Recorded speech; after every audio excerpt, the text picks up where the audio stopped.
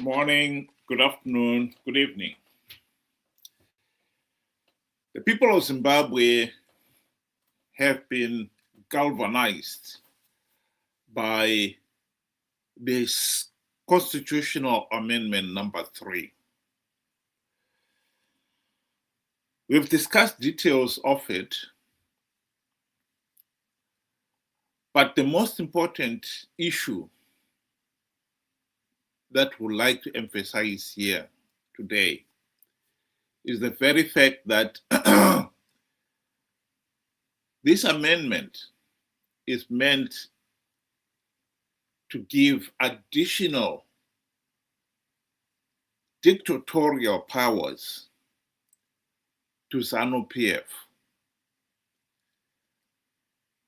and to Mnangagwa in specific, to extend his stay in office beyond 2028.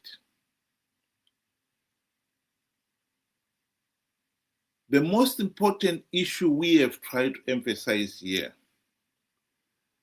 is that this amendment, as much as it's giving Zanu PF additional dictatorial powers, it's additional to what they have already. Zimbabwe has failed to hold free, fair, and credible elections ever since the country's independence in 1980. So we are looking at 46 years and counting of rigged elections. Our number one task is to end this case of rigged elections. And if we are going to deliver that, we need to look at the need, yes, to stop the amendment number 3, but also to implement the democratic reforms to ensure that Zanu PF does not rig the elections. I would like to emphasize that point. Even if we stopped amendment number 3, Zanu PF still has dictatorial powers to rig elections. They've managed to rig elections in 2023. They didn't have the dictatorial powers, additional powers amendment number 3 is giving them. That is the argument here. Ben, welcome to the program. Good day to you and good day to our viewers. Thank you for joining. I think we have reached a point where we have been kicking the can down the road for far too long. And the problem is, every time when we are speaking about the need for reforms, we are seeing the consequences of our ignorance and our doing nothing about it. Zanu PF is tightening the grip on power each and every single day. We really cannot afford, and I think the whole of 2025, we emphasized we cannot afford to do what we are doing. We cannot afford to keep on participating in rigged elections and giving Zanu PF legitimacy. We cannot continue holding elections without fixing the problems that were observed by the missions. I think we spoke so much about it for the past whole year and previous years. And it seems as if, we are speaking to a brick wall where our words will simply just bounce back right into our faces. But the problem is that we are now living the consequences of that brick wall. And this is where the people of Zimbabwe need to realize that we can look elsewhere and try and look for the other problems that are there. But as long as we do not sort out the primary cause, of all our wars. We are just going around and around in circles. Well, one of the reasons why some people have been galvanized into the fight to stop this amendment number 3 is that the opposition leaders, people like Tendai Biti, have given the nation the impression that stopping amendment number 3 is the panacea. It will end all our problems. Specifically, it will end the problem of rigged elections and bad governance. Let's just listen to him delivering a speech on trying to mobilize the Zimbabweans. Organization. We will therefore work with everyone in Zimbabwe. We are going to work with progressive elements in Zanu PF, whom we know are opposed to these constitutional shenanigans. And they're there. They're there. We're going to work with them. We're going to work with the persons in the broad democratic movement, whether it's MDC, whether it's Triple C, if it still exists. We're going to work with everyone. We're going to work with Nelson Chamisa. Up until he left politics, he used to be my president. So we are going to work with everyone in the fight to protect this constitution. We would like to see women on the forefront. We would like to see young people on the forefront. We would like to see the 4 to 6 million Zimbabweans in the diaspora working with us. We're going to launch the CDF in the next few weeks, and you will see when we launch the broad spread of our leadership and how far spread it is in the diaspora, in America, in the United Kingdom, in Australia, in South Africa, in Botswana. We want all hands to be on a deck. My appeal is that this is not about an individual. This is not about a group of people. This is about Zimbabweans. When these comrades went to war, they didn't care who sat in Harare Chimure. They didn't care who the political commissar was, because on the ground there was no political commissar. There was action that was demanded, and that's what we will be pushing and leading from the front. Yes. Honourable Constant Kobo from the University of Wales. I think we are speaking the same language with other platforms, with other groups, that you need a united group. But my question is, who is going to take this initiative to bring everybody on board? That's number one. Secondly is, you also seem to share the same message that the streets are either going to be option number 1, 2, 3. But looking at the response that we've been witnessing, traditionally and historically from the state, it's been lethal. And we know that over 100 people right now are in prison after having heeded the call to demonstrate, being called by the late former Zanu PF Central Committee member, Blessed Mnesibesa. How are you going to motivate the citizens to then take it to the streets, given the history and the tradition of the response that we have seen from the state? Thank you, Costa. Firstly, on working together, discussions are already taking place. And discussions have been taking place since early 2025, which is why you saw us on the 28th of October have that press conference that resulted in the bombing of Sapes Trust and the bombing of Gilbert Mgende's home in Highfield. And if you know, at that press conference, if we've been allowed to have it, you have seen so many organizations. You have seen war veterans, you have seen the church, you have seen Comrade Job Scala from the NDWG. I was coming from the CTF. and so you have seen so many bodies there. You saw Comrade Bisai from ISO. You saw Jacob Ngarvumi from Transform Zimbabwe. So discussions are taking place right now as I'm talking to you. Only last night I spent an hour with Lovemore Maduku, and I spent the whole afternoon speaking to some leaders in Bulawayo, including some very prominent civic leaders in Bulawayo. And you are going to see some very interesting faces when we as CTF launch.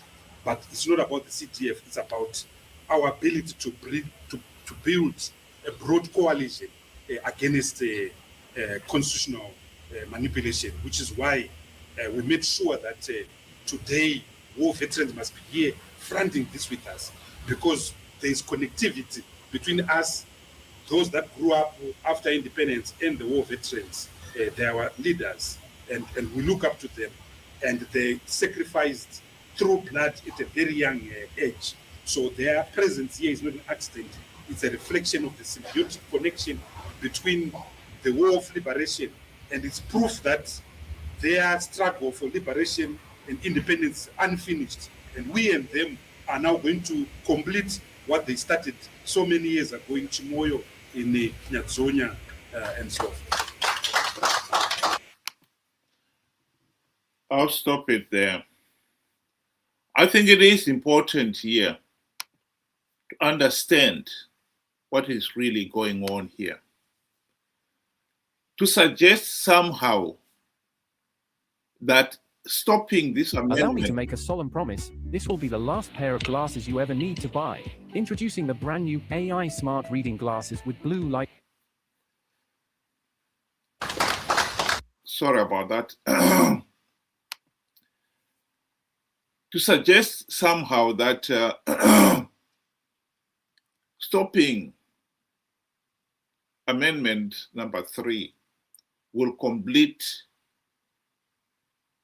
the work of the liberation struggle from the days of fighting to end white colonial rule is an outrageous statement. I would like to reiterate the point here that amendment number 3 is seeking to give Zanu PF additional dictatorial powers.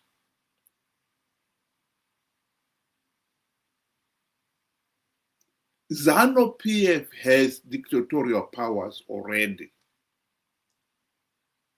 Amendment number 3 is only seeking to give them even more. We have failed to deliver to our people the aspirations of freedom, justice, liberty these last 46 years, because Zanu PF has denied the people basic fundamental rights like the right to a meaningful say in the governance of the country, and even the right to life. That is at the heart of the argument. And to therefore focus on this particular amendment and trying to give people the impression that stopping this amendment will finally fulfill all their aspirations for freedom, justice, etc., is nonsense. Because even if we do not allow, we fight and stop Zanu PF getting this amendment through, Zanu PF has been denying people those rights all along because it has got the dictatorial powers to do so. Amendment number 3 is not taking away those rights. It's only seeking to add the dictatorial powers that Zanu PF has. Additional. We need to look at the whole broad picture. not just stopping Zanu PF getting additional powers, but stopping Zanu PF exercising those dictatorial powers that it has already. That is important. This is why on this platform particularly, we have emphasized the need to implement the democratic reforms and end this case of rigged elections and bad governance. Yes, let's fight to stop amendment number 3, but we must also not lose sight that without implementing the democratic reforms, Zanu PF will only rig the next elections and perpetuate the dictatorship. That is important.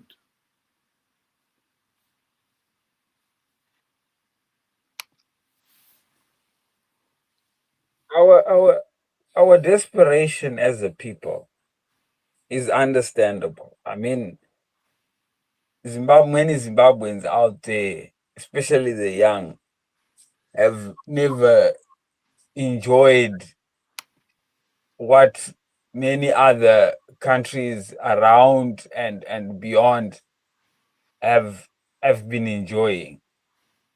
You know, where many young Zimbabweans out there do not know what is a bank account, do not know what is a paycheck, to look forward to a paycheck, and so many others, to look for, you know, a good job after university and so forth. But it is in that same desperation that these political players are preying on the vulnerable. Our desperation stinks, and the vultures and the hyenas have caught the stench, and they are making their way, or in some have already started feasting on us. I mean, I'll give you an example. You know, what Honorable BT is saying is, you know, let's forget about everything else that is happening or that has happened. You know, let us just fight on this amendment together. But then the problem is, if we are always to forget the important stuff, what got us to this amendment, we are really not going to be solving the problem. I've seen, you know, messages on social media from the likes of, you know, David Colton, where he's saying that we were given a mandate by the people, you know, for both president, members of parliament, mayors, to be in charge for 5 years. And if we want to extend, now we are taking away, you know, the people out of the equation. And then in my mind is, look, this is a man that just wrote a whole book explaining on how flawed Zimbabwean elections are. Okay, what has changed from that position that he once took to say that Zimbabwean elections are not free, fair, and credible? What has changed? Because from where I stand, nothing has changed, because there has been no correction.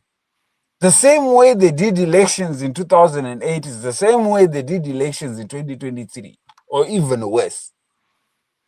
That is also according to the SADC and many other observer missions that came to mark or to observe Zimbabwe conduct her process. And with one voice, they all spoke and said, this election does not measure to international standards. Far from it. And then the icing on the cake was, it is a violation of your own constitution. That was the words of the missions, all of them. Now, for Mayor Coulter to now stand and say, we were given the mandate by the people. The question is, which people? When you violated the people's rights? Because in Shona they say, adzia moto wembava, imbava.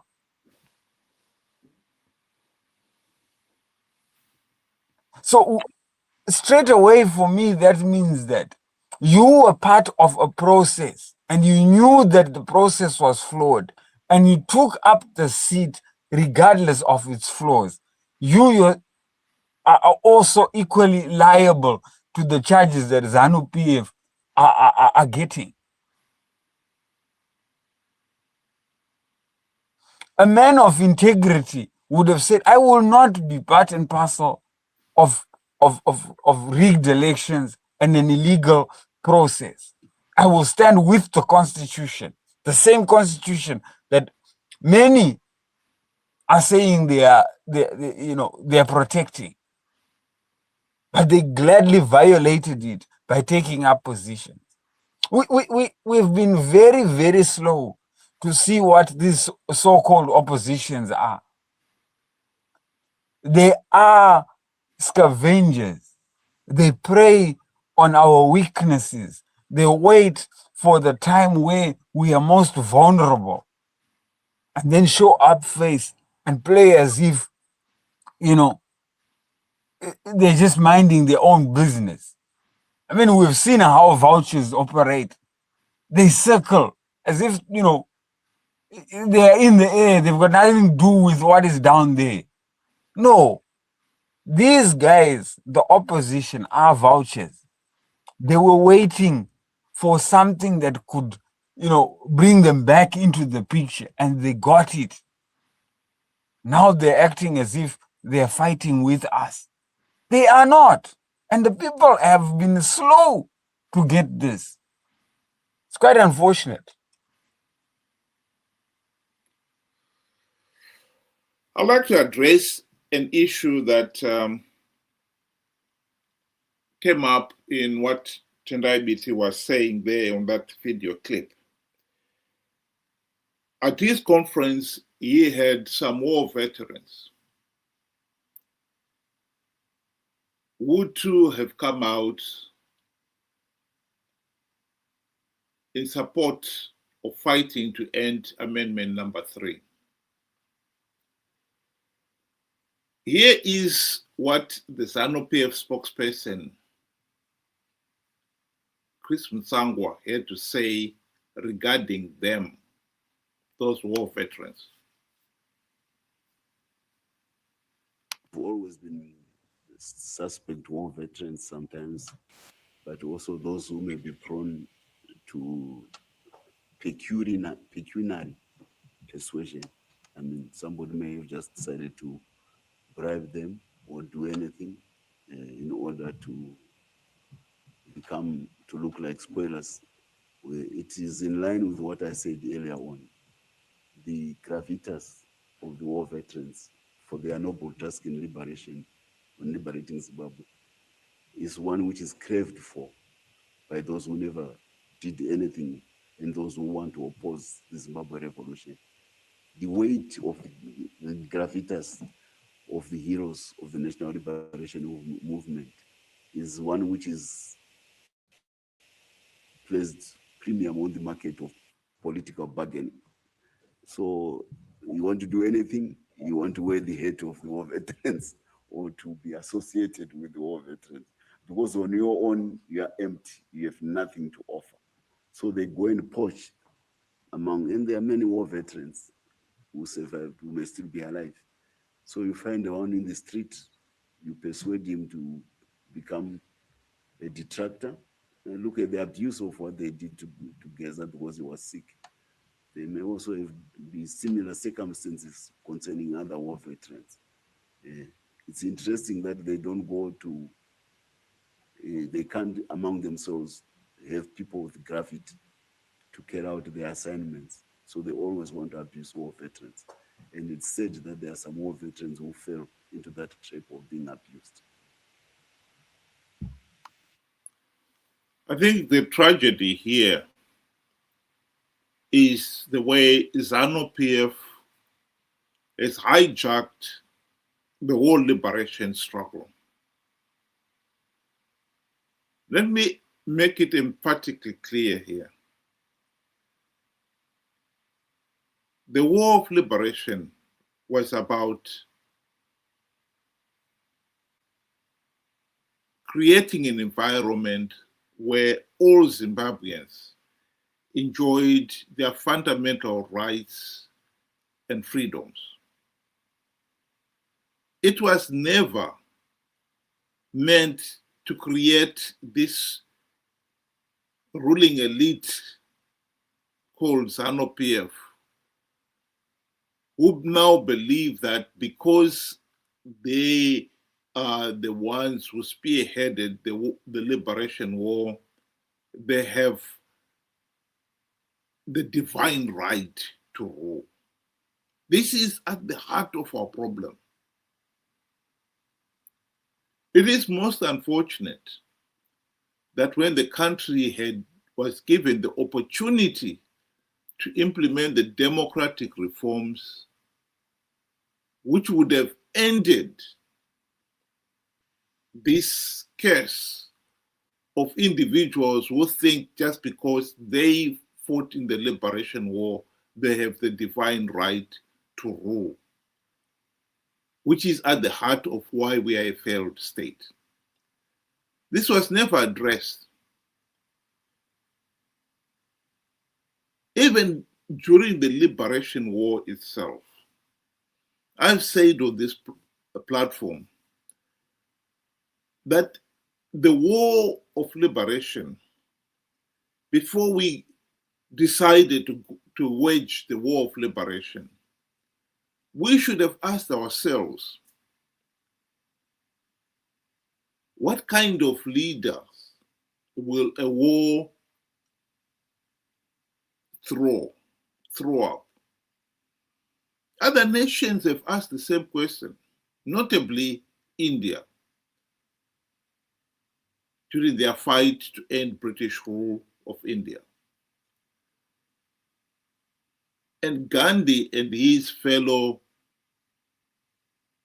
nationalists decided that they were not going to wage a war of liberation because they asked themselves that fundamental question, what kind of leader will an armed struggle throw up?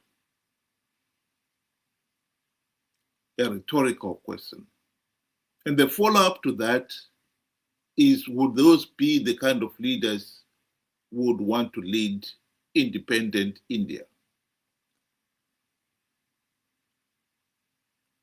I think Zimbabwe has provided the world the answer to those two rhetorical questions. In Zimbabwe, the war of liberation has thrown up leaders who think that by virtue of having been spearheaded the liberation struggle, they now have the divine right to dictate to the rest of the people, to ride roughshod over the ordinary citizens. Zimbabwe cannot deny that we have failed to hold free, fair, and credible elections ever since our independence. Mnangagwa rigged the 2023 elections. Even SADC and the AU election observers condemned that election as flawed. And he, in typical style, dismissed it with contempt. This is where we are. He is now seeking this amendment number 3 to only add more of the dictatorial powers he needs. I salute those war veterans who have stood up and said no to Amendment number 3. But I must emphasize here, the problem we have had in Zimbabwe is that the country has been a de facto one-party state for the last 46 years. And many of those war veterans have said nothing.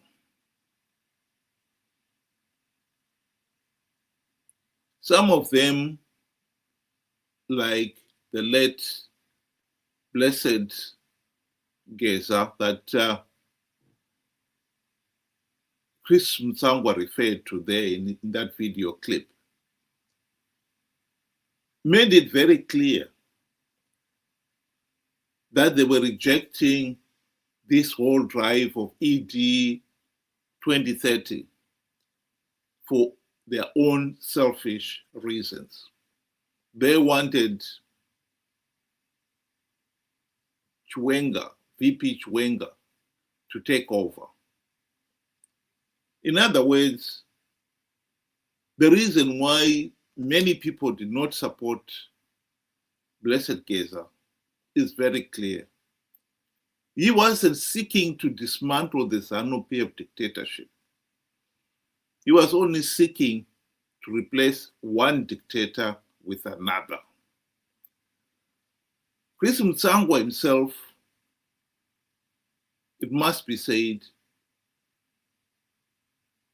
he was one of the war veterans who wanted Mugabe to go.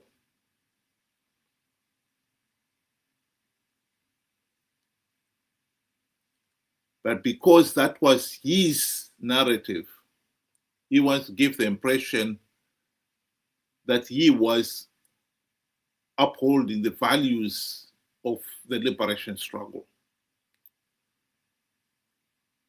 Imposing a dictatorship on a nation is not upholding the values of the liberation struggle.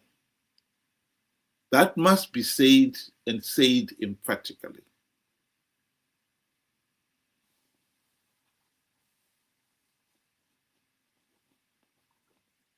The case of war veterans and their legacy is pretty much a sad one when you look at it from those people, or I was talking of the youths that never saw the whole ordeal before independence. The legacy of war veterans. Now, if you ask any random youth out there to give you that description of that legacy, the picture is no longer that pretty.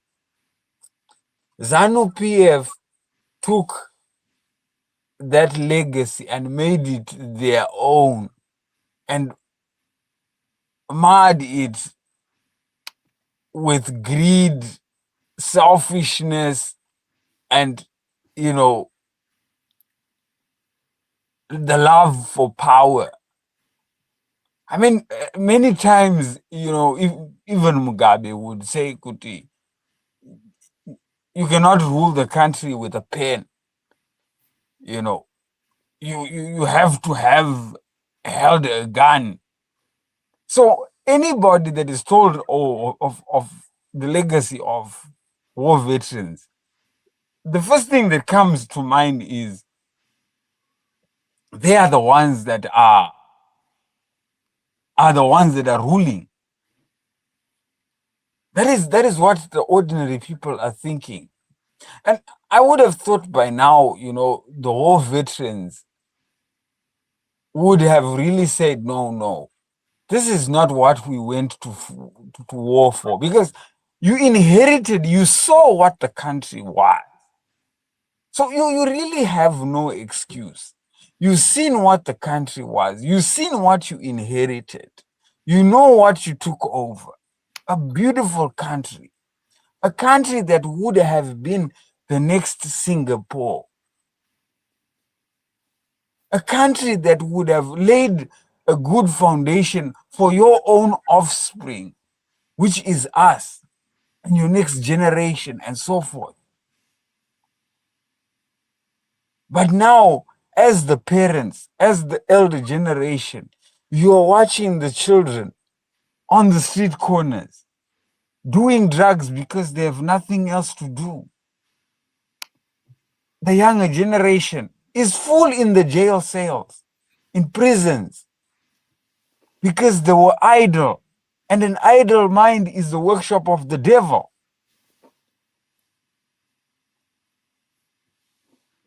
War veterans should have stood up when the country was going in the opposite direction. 46 years in, and they have been quiet because some of them have been bribed by bicycles. Imagine, of all things, bicycles.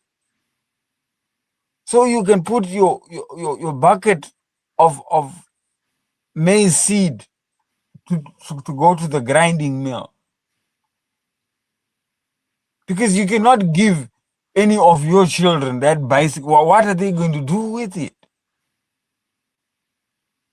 I must say, the legacy of the war veterans, through the likes of Chris Msangwa, Mugabe, and many others, have totally destroyed a once good legacy. One where the children of Zimbabwe, both young now and old, would have been still thanking them to say, thank you, our fathers and mothers, for doing this for us, for giving us the freedom to exercise a free, fair, and meaningful vote,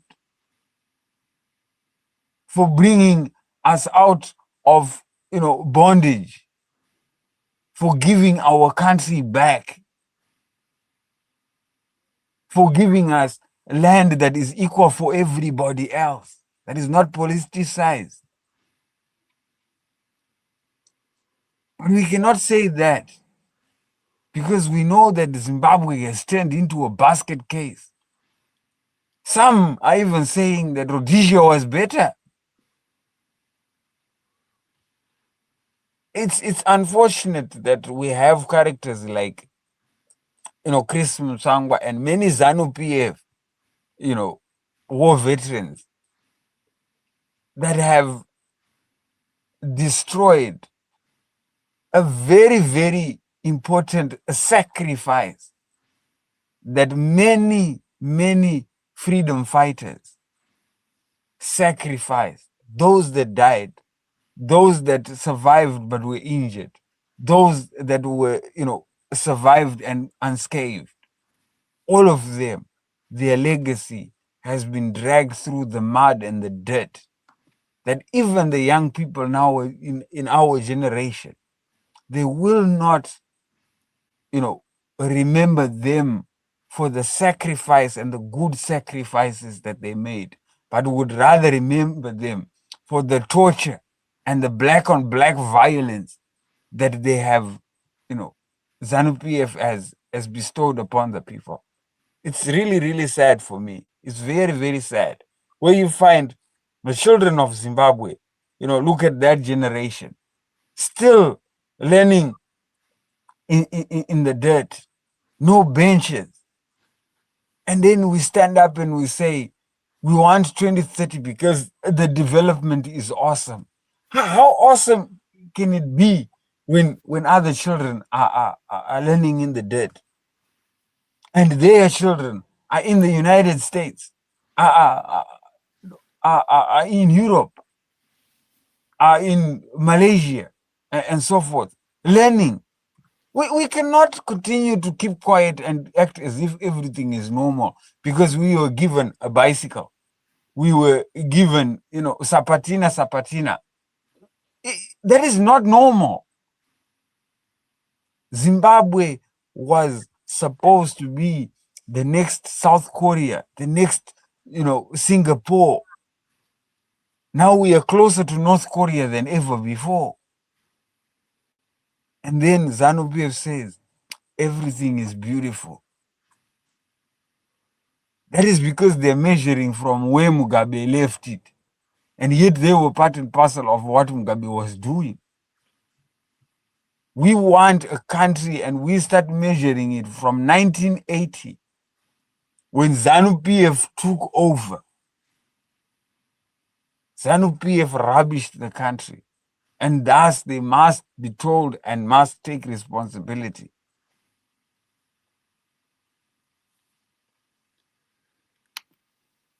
One of the other ministers, Ziyambe, the Minister of Justice and Parliamentary Affairs, in justifying this amendment number 3, he tried to argue that Zimbabwe's liberation struggle was not about one man, one vote. I think it was a tacit acknowledgement of the reality that Zanu PF has been rigging the elections. He argued that it was about the land. That needs to be corrected. Yes, land was important, particularly to the rural people. But it must be emphasized that one man, one vote was also an important pillar, an important demand during the Liberation War.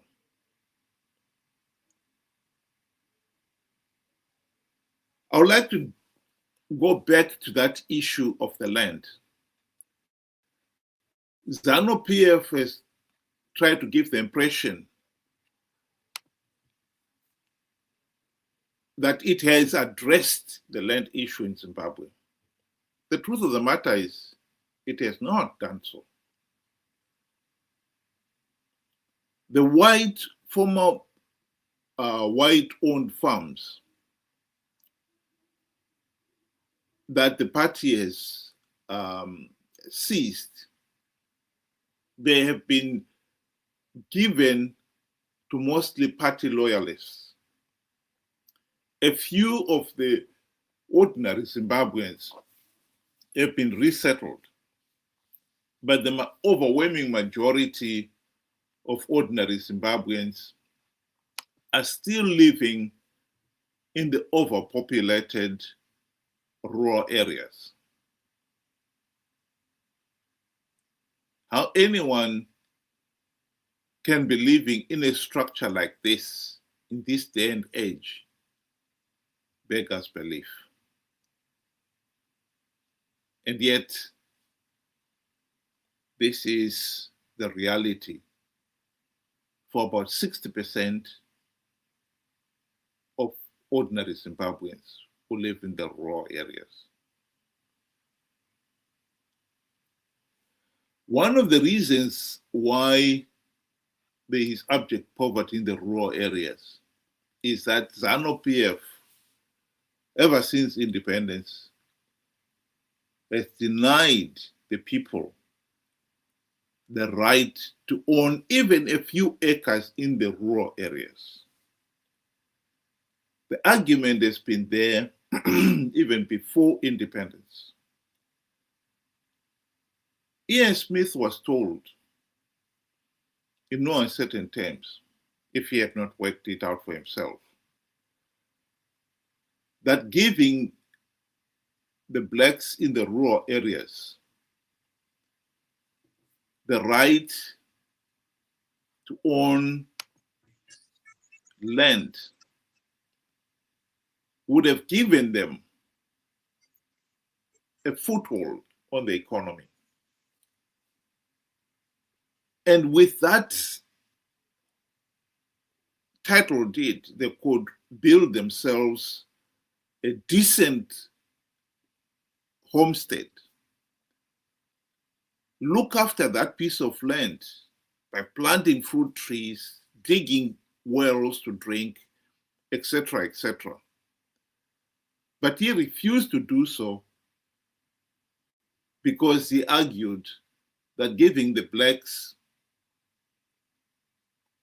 an economic foothold on the ladder, the next thing they would want is political rights as well. And he was not ready to give blacks the right to vote. Interestingly, after independence, Mugabe was presented with the same argument. And he too refused to give the rural people land, title deeds to the land, for the same reason: political, selfish political reasons. Here is Margaret Dongo speaking to that very issue. They have wrong priorities, especially the current government. How can you go and build an airport which services a few people, and the majority are the elite and the so-called investors? Look at the rural. I made you come to interview me because I wanted you to have the experience of the roads that we are using. If we go today to our hospital there, you feel pity with that's a hospital in a rural area. If we go to our clinic, you feel pity. We have no piped water here. Do you know the reason why the rural people vote for Zanu PF? One, they're intimidated. Two, the policy is that the rural people should remain poor and subservient to the government. They should remain poor, because if they remain poor, they continue singing the song for their master. This is why these people have been impoverished. It's for a reason. But at the moment, if you economically empower these people, they'll go out of hand. Zanu PF will never have control over them.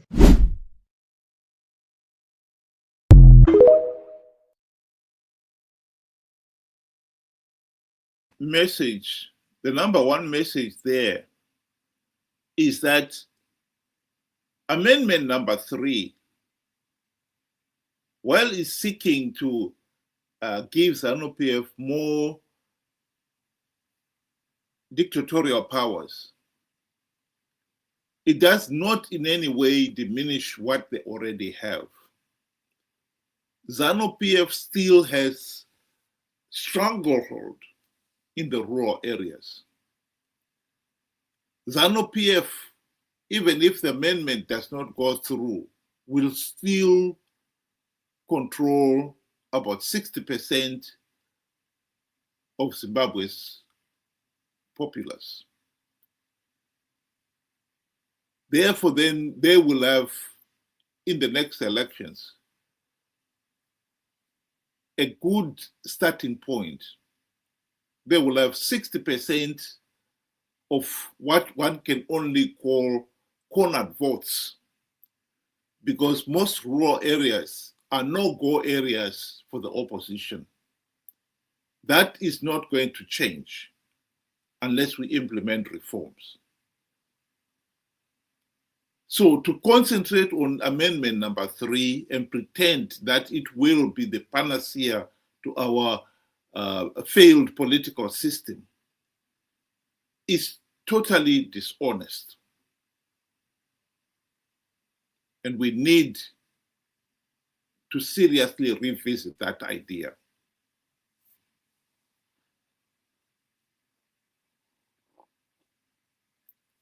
I think it is worth mentioning that we have an opposition that are pretty much content with just being the opposition and nothing more.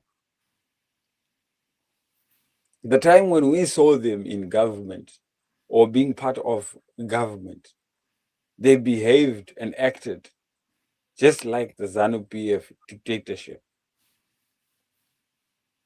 It was even Mugabe that actually warned them to say, we are seeing you, what you are doing, both Zanu PF and the MDC, members. And then it was also Zanu PF that went on to brag to say, Masivanu MDC, ajaira kudya anyerere. The MDC Triple C have been the opposition for the past 26 years. And being that same said opposition, they have achieved basically nothing. But for some reason, best known to many Zimbabweans out there, they continue to support nothing. Some have even made demigods out of these members to say, you know, they have achieved such greatness, you know, the likes of Changirai and so forth. Yet, if we were to say, show us what he achieved, there is nothing. It is unfortunate that we can be sold hot air and be willing buyers. And this is the main reason why I would say Zimbabwe is a failed state, because her people have failed to stand up for truth, have failed to demand from their leaders. That's what it comes down to. We are part and parcel of the blame. We have an incompetent and useless opposition. Well, we cannot talk of Zanu PF. Those are the pinnacle of failure. They define failure.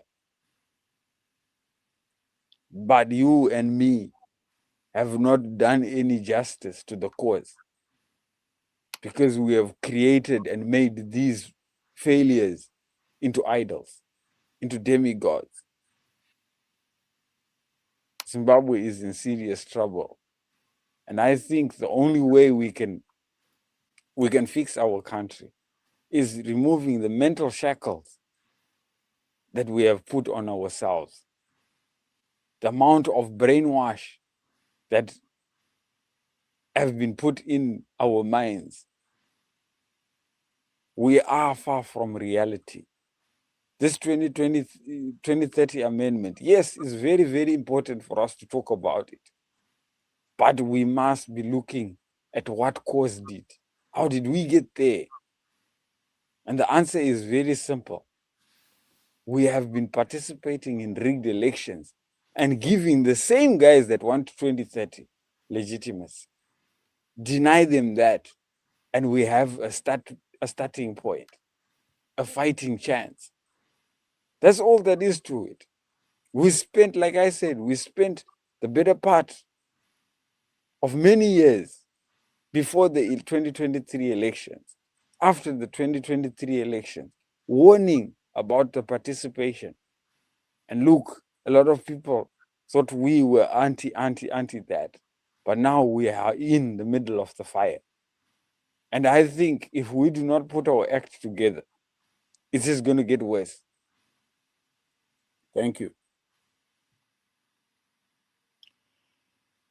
Thank you very much. Well, in closing, I would like to emphasize that the opposition,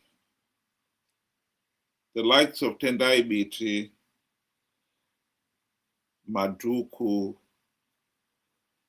Monzora, they are all now rallying to mobilize people to fight to stop Amendment number 3. The reason why they are so keen to do that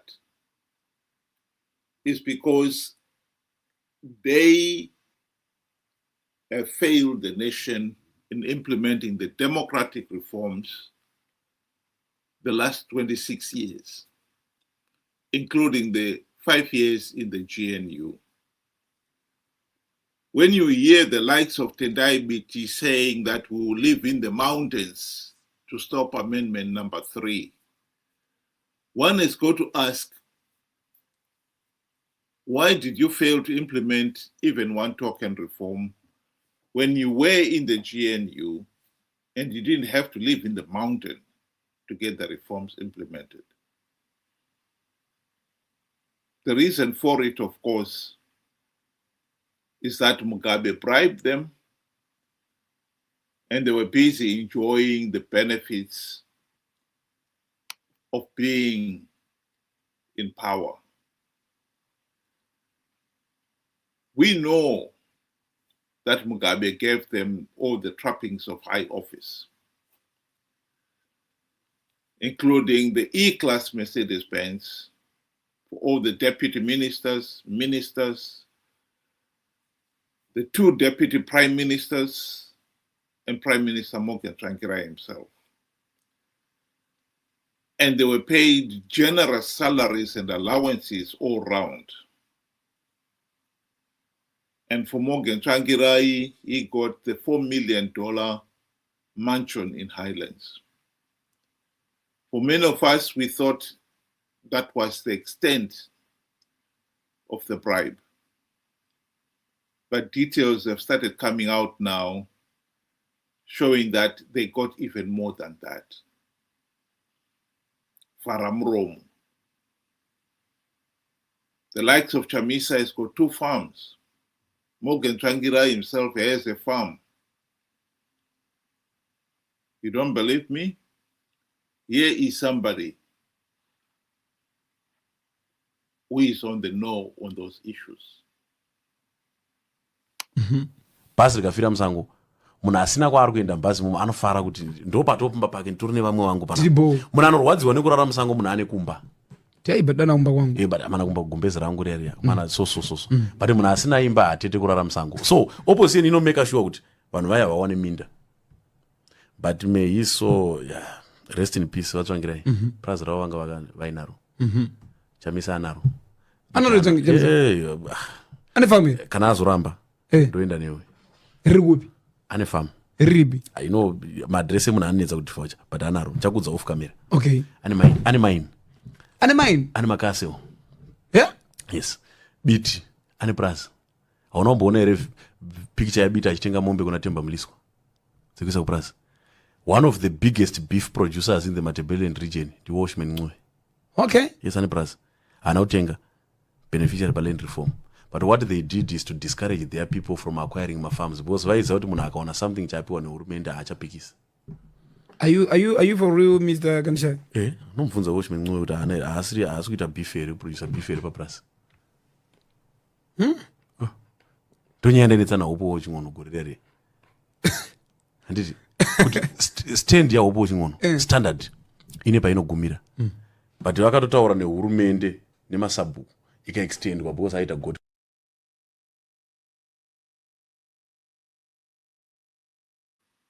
So when you look at the opposition, they have mobilized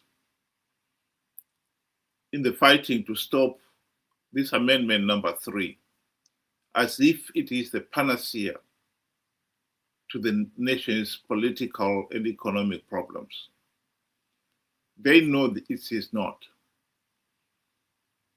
They just want to give people the impression that it is. Just as all these last 26 years, including the 7 years in the 5 years in the GNU, they failed to implement even one token reform to dismantle the Zanu PF dictatorship. The people of Zimbabwe have to accept that the MDC CCC opposition leaders are Zanu PF Team B in all but name. They've been playing for Zanu PF to win and for Zanu PF to have legitimacy. They are making a mountain out of a molehill of this amendment number 3 for the same reasons. Like I said, even if we fail, even if we succeed, in fact, in stopping the amendment going through in its entirety, if Zanu PF dictatorial powers reforms, democratic reforms, are not implemented before the next year, next elections, Zanu PF will rig those elections. And I can say this with confidence. The likes of Tendai Biti, Nelson Chamisa,